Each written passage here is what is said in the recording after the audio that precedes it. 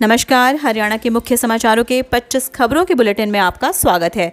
आगे बढ़ने से पहले आप हरियाणा के किस जिले से समाचार को देख रहे हैं, अपने जिले का नाम कमेंट सेक्शन में जरूर लिखिएगा। तो चलिए शुरू करते हैं खबरों का सिलसिला। सिंघू बॉर्डर पर नया विवाद, निहंग ने मजदूर से मुर्गा मांगा, नहीं देने पर टांग तोड़ दी। हरियाणा के सोनीपत जिले के सिंघू बॉर्डर पर नया विवाद सामने आया है। किसान आंदोलन में शामिल निहंग नवीन संधू ने कुंडली बॉर्डर के पास मुर्गा सप्लाई करने वाले मजदूर से मारपीट की है। निहंग ने मजदूर से मुर्गा मांगा था।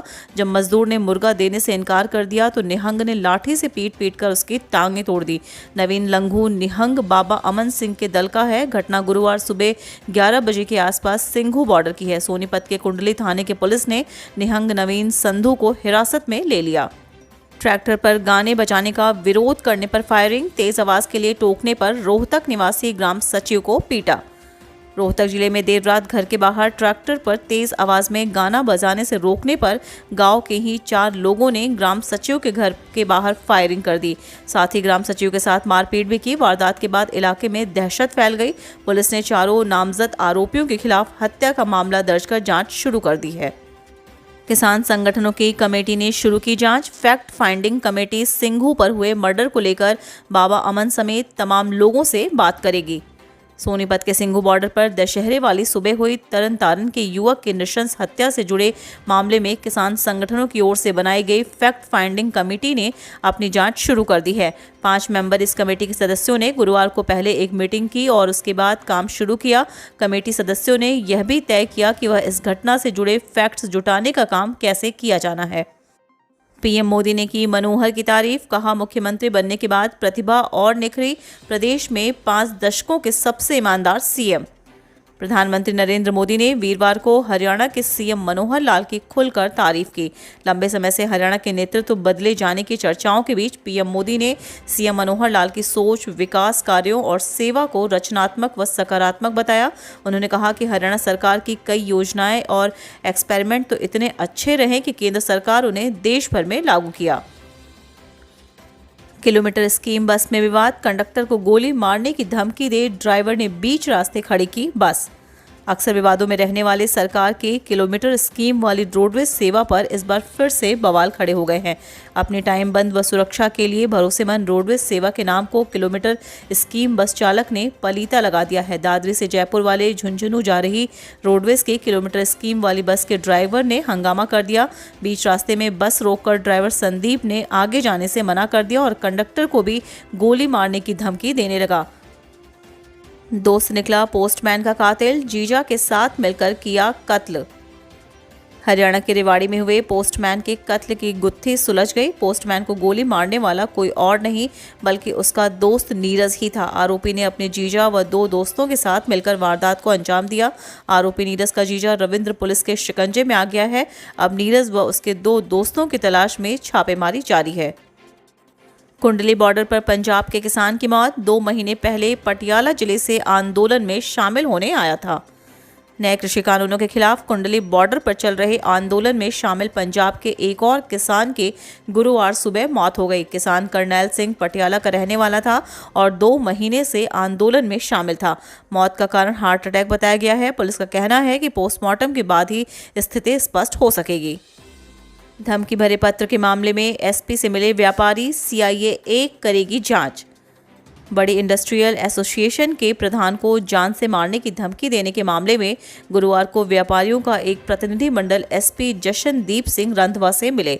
प्रतिनिधिमंडल ने एसपी से मिलकर सुरक्षा की गुहार लगाई। एसपी ने फिलहाल मामले की जांच सीआईए 1 से करवाने का आश्वासन दिया है। पत्र मिलने के बाद शर्मा के परिवार ने घर से निकलना बंद कर दिया है। अंबाला में युवक की संदिग्ध मौत, 33 वर्षीय युवक ने पीजीआई चंडीगढ़ में तोड़ा दम। अंबाला शहर में डेंगू के बढ़ते मामलों के बीच बुखार, प्लेटलेट्स कम होने व अन्य लक्षणों के कारण मौत का भी आंकड़ा बढ़ता जा रहा है। गांव डेहर में 10 वर्षीय बच्चे और शहजादपुर के 75 वर्षीय मित्रपाल की मौत के बाद गुरुवार सुबह छावनी के सूर्यनगर निवासी 33 वर्षीय रमेश कुमार की संदिग्ध हालात में मौत हो गई। बुधवार को अचानक तबियत बिगड़ने पर परिजन रमेश को छावनी के सिविल अस्पताल लेकर पहुंचे थे, जहां पर देखते ही देखते तबियत ज्यादा बिगड़ गई। रेवाड़ी में 8वीं का छात्र फंदे पर झूला, बहन ने इकलौते भाई को लटका देख मचाया शोर। हरियाणा के रेवाड़ी में 13 साल के लड़के ने फंदा लगाकर सुसाइड कर लिया। 2 बहनों के इकलौते भाई की आत्महत्या के कारणों का पता नहीं चल पाया। पुलिस ने शव का पोस्टमार्टम कराकर परिजनों को सौंप दिया है। धारूहेड़ा थाना पुलिस मामले की जांच में जुटी है। मूल रूप से बिहार का रहने वाला मदन दास फिलहाल धारूहेड़ा के वार्ड नंबर 5 में परिवार के साथ रहता है। ऐलनाबाद उपचुनाव को लेकर 30 अक्टूबर को रहेगा अवकाश, सतर्क हुआ पुलिस प्रशासन। हरियाणा सरकार ने जिला सिरसा के ऐलनाबाद 46 विधानसभा निर्वाचन क्षेत्र के उपचुनाव के लिए 30 अक्टूबर को होने वाले मतदान के मद्देनजर इस विधानसभा क्षेत्र के अधिकार क्षेत्र के तहत आने वाली सभी दुकानों एवं औद्योगिक प्रतिष्ठानों में अवकाश घोषित किया है, ताकि इस क्षेत्र में मतदाता अपने मताधिकार का प्रयोग कर सके। हरियाणा के सरकारी कर्मचारियों को सौगात, यह वाहन खरीदने पर मिलेगी विशेष छूट।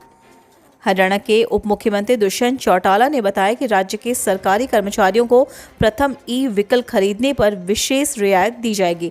प्रदेश में राज्य, राष्ट्रीय या अथवा अंतर्राष्ट्रीय स्तर के संस्थान में ई मोबिलिटी के क्षेत्र में शोध एवं विकास के लिए 5 करोड़ रुपए तक की वित्तीय सहायता दी जाएगी। डिप्टी सीएम, जिनके पास उद्योग एवं वाणिज्य विभाग का प्रभार भी है, ने यह जानकारी हरियाणा इलेक्ट्रिकल व्हीकल पॉलिसी 2021 से संबंधित विभिन्न विभागों के वरिष्ठ अधिकारियों की बैठक के बाद दी। खाद की किल्लत, मंत्री के दरवाजे पर पहुंचे डीएपी की कमी से परेशान किसान। खाद की कमी से त्रस्त किसान गुरुवार को सहकारिता मंत्री डॉक्टर बनवारी लाल के आवास पर पहुंचे। किसानों के आगमन की सूचना को देखते हुए आवास पर पहले ही सुरक्षा का पहरा बिठा दिया गया। जिस वक्त किसान मंत्री के आवास पर पहुंचे उस वक्त मंत्री वहां नहीं थे। तावड़े ने हरियाणा की कैबिनेट में फेरबदल पर दिए बड़े संकेत, सरकार और भाजपा में हो रही मंत्रियों की समीक्षा। हरियाणा की मनोहर लाल कैबिनेट में फेरबदल को लेकर राज्य भाजपा के प्रभारी विनोद तावड़े ने बड़े संकेत दिए हैं। उन्होंने राज्य कैबिनेट में फिलहाल फेरबदल की संभावना को खारिज किया है, लेकिन साथ ही कहा है कि मंत्रियों के कामकाज पर नजर रख रही है और उसकी समीक्षा हो रही है। बता दें कि हरियाणा कैबिनेट के विस्तार व फेरबदल की काफी समय से चर्चा हो रही है। मोबाइल टावर लगाने का झांसा देकर 7.5 लाख रुपए की ठगी करने का आरोपी गिरफ्तार। रेवाड़ी जिला के गांव मुमताजपुर निवासी एक व्यक्ति को खाली प्लॉट में मोबाइल टावर लगाने का झांसा देकर 7.5 लाख रुपए ठगने के मामले में साउथ रेंज रेवाड़ी थाना पुलिस ने एक आरोपी को गिरफ्तार किया है। आरोपी हिसार के देववाटिका निवासी आशीष है। पुलिस ने आरोपी से कुल 28,60,000 रुपए की ठगी, 10 मोबाइल, 1 लैपटॉप, बैंक पासबुक और चेक बुक बरामद की है। सिविल अस्पताल हिसार में बवाल। हिसार जिले के नागरिक अस्पताल में गुरुवार सुबह जमकर हंगामा हुआ। अस्पताल में भर्ती एक मरीज ने आरोप लगाया कि डॉक्टर ने उसे थप्पड़ मारा है। थप्पड़ मारने की वजह बताई जा रही है कि मरीज ने डॉक्टर को 2-3 बार फोन करके खाने के परहेज के बारे में पूछा था। महिला एवं विकास मंत्री का विरोध, आंगनबाड़ी वर्करों ने डीसी कार्यालय से निकाली कमलेश ढांडा के पुतले की शव यात्रा। 20 दिन से मांगों को लेकर डीसी कार्यालय अंबाला में धरने पर बैठी आंगनवाड़ी वर्करों ने गुरुवार को महिला एवं विकास मंत्री कमलेश ढांडा के पुतले की शव यात्रा निकाली। पहले डीसी कार्यालय में वर्करों ने रोष जताते हुए सरकार विरोधी नारे लगाए। करीब 1 घंटा विरोध करने के बाद सभी शव यात्रा लेकर पैदल ही अंबाला शहर बाजार के विभिन्न बाजारों से होकर गुजरी। मौसम की जानकारी, देश के उत्तरी पश्चिमी राज्यों में फिर बदलेगा मौसम। अक्टूबर की शुरुआत से ही हरियाणा, एनसीआर, दिल्ली और राजस्थान पर पश्चिमी विक्षोभ का प्रभाव बना हुआ है। इन्हीं पश्चिमी विक्षोभ द्वारा एक बार फिर 23 व 24 अक्टूबर को बारिश होने की संभावना बन रही है।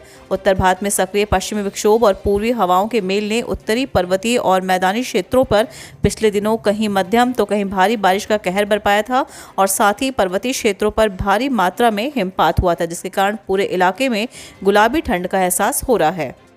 खाद घोटाले में 1 करोड़ 11 लाख का गबन, सहकारी समिति के प्रबंधक और लिपिक सहित 4 पर मामला दर्ज।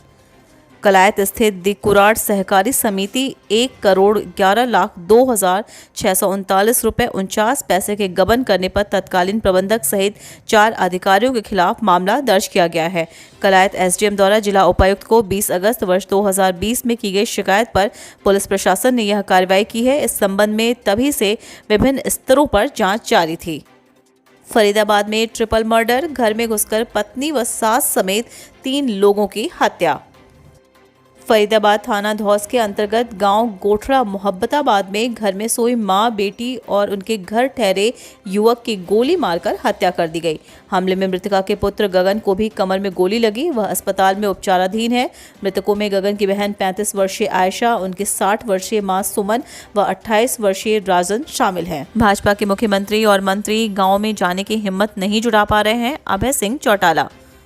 सिरसा इंडियन नेशनल लोकदल के प्रधान महासचिव एवं एलनाबाद उपचुनाव में इनेलो प्रत्याशी अभय सिंह चौटाला ने कहा कि भाजपा सरकार द्वारा सरकारी मशीनरी का जमकर दुरुपयोग किया जा रहा है और आदर्श आचार संहिता की धज्जियां उड़ाई जा रही हैं। भाजपा सरकार भारी पुलिस और अर्धसैनिक बलों को तैनात कर दहशत का माहौल बनाना चाहती है। एलनाबाद की जनता तो इसका मुंहतोड़ जवाब देगी, लेकिन चुनाव आयोग को भी इनके खिलाफ तुरंत कार्रवाई करनी चाहिए। एलनाबाद के 1 दर्जन गांवों को मिलेगी सेम से मुक्ति। बोरवेल लगाने का पायलट प्रोजेक्ट शुरू हुआ। एलनाबाद के दर्जनों गांवों को सेम की समस्या से मुक्ति मिलेगी। हरियाणा सरकार ने बोरवेल के माध्यम से सेम प्रभावित गांवों का पानी निकलवाना शुरू कर दिया है। बहुत जल्द यहां के 1 दर्जन गांवों को 50 साल पुरानी समस्या का समाधान होने जा रहा है। अभय को जब दोबारा चुनाव लड़ना था तो इस्तीफा क्यों दिया? कुमारी शैलजा। एलनाबाद उपचुनाव प्रचार में तमाम राजनीतिक दलों के नेता जमकर पसीना बहा रहे हैं। कांग्रेस प्रदेश अध्यक्ष कुमारी शैलजा भी कांग्रेस प्रत्याशी पवन बेनीवाल के समर्थन में जमकर प्रचार कर रही हैं। आज कुमारी शैलजा ने एलनाबाद हलके के गांव काशी का बास में चुनावी सभा को संबोधित किया। इस दौरान शैलजा ने इनेलो प्रत्याशी अभय चौटाला पर निशाना साधा। कुमारी शैलजा ने कहा कि जब उन्होंने दोबारा चुनाव लड़ना था तो इस्तीफा क्यों दिया।